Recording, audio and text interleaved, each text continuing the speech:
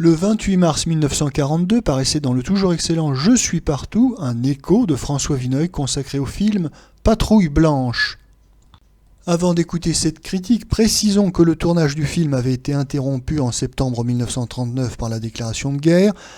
Les scènes de paysages dans les Alpes ont été tournées avant cette date.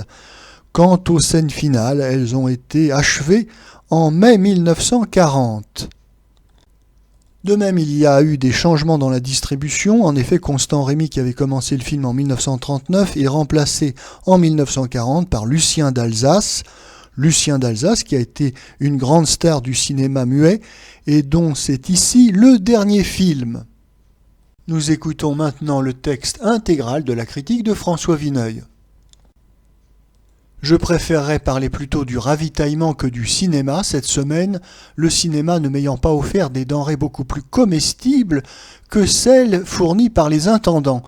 Mais puisqu'il le faut, cédons à des usages fâcheux, maintenons cette rubrique dans ses limites réglementaires et contentons-nous uniquement de navets photographiques.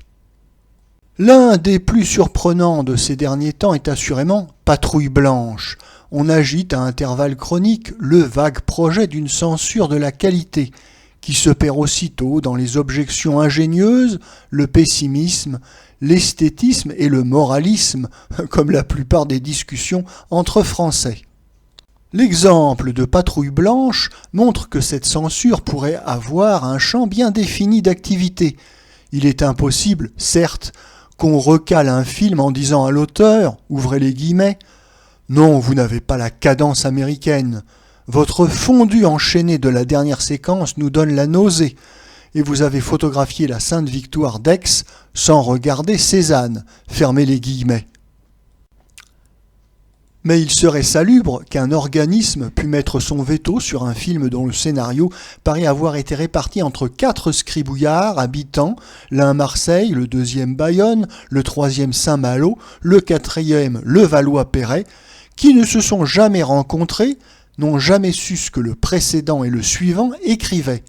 Un film dont la vedette est inintelligible, où les épisodes et les personnages, méchants chinois, vamp espionne, paraissent empruntés à une vieille parodie de Ravengard.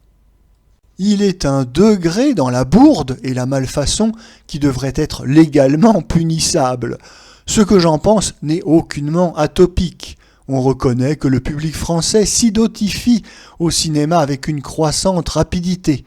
Si l'on veut y porter remède, il faudrait avant tout retirer de la circulation les bêtises les plus grossières, auxquelles le public, avec sa passivité éternelle, finit par s'habituer.